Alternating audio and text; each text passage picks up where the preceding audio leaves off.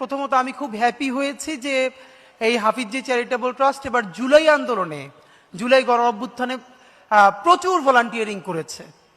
অনেক জুলাইয়ের আহত মানুষদেরকে তারা সেবা করেছে, তাদের জন্য খাবার নিয়ে রাজপথে নেমেছে।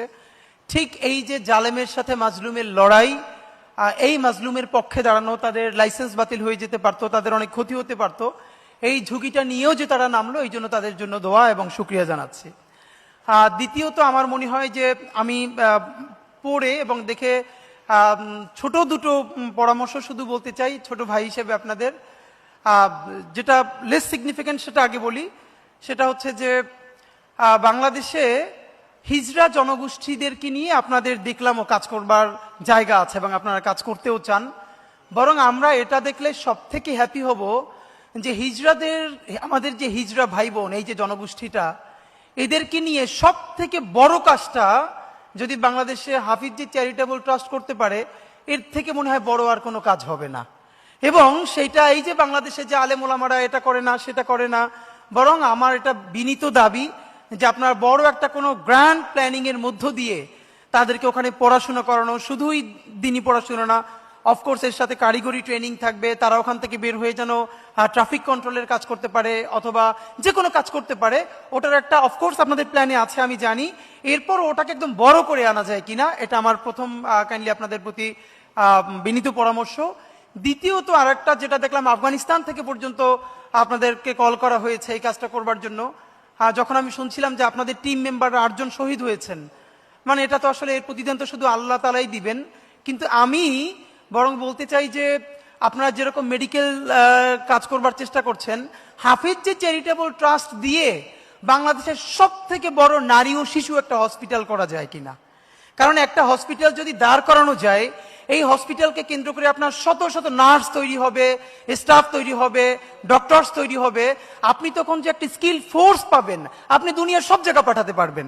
এখন তো আপনার বিভিন্ন হসপিটাল থেকে ধার করতে হয়, এখান থেকে নার্স নিতে হবে, ওখান থেকে ট্রেনিং নিতে হবে, কিন্তু আপনার নিজের যখন একটা ফোর্স থাকবে।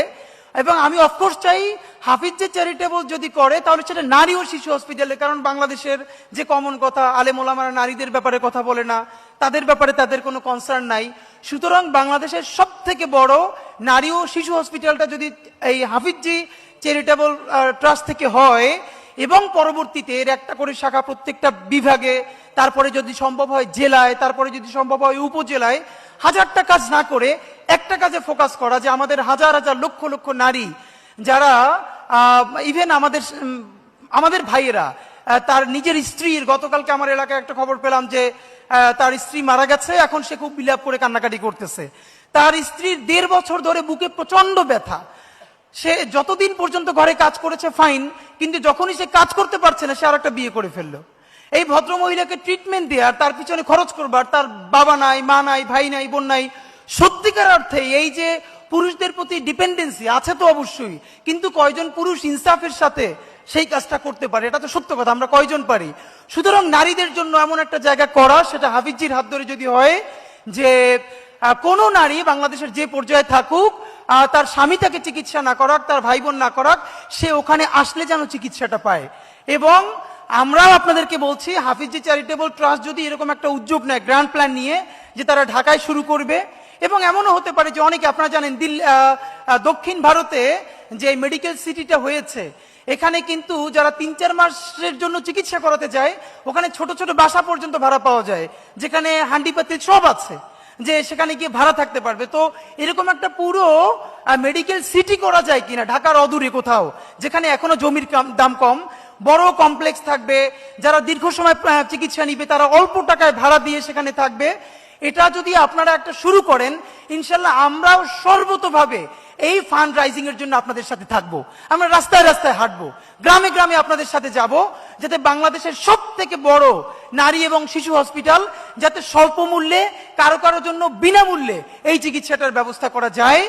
এবং আপনারা এই গ্র্যান্ড প্ল্যানটা তৈরি করে প্লিজ জাতীয় মূলধারা টিভিতে বিজ্ঞাপন দিতে হবে। এবং আপনারা যে ভালো ভালো কাজগুলো করছেন, এগুলো টিভি বিজ্ঞাপন না, এগুলো টিভি বিজ্ঞাপন আসতে হবে, শুধু ফেসবুক দিয়ে হবে না।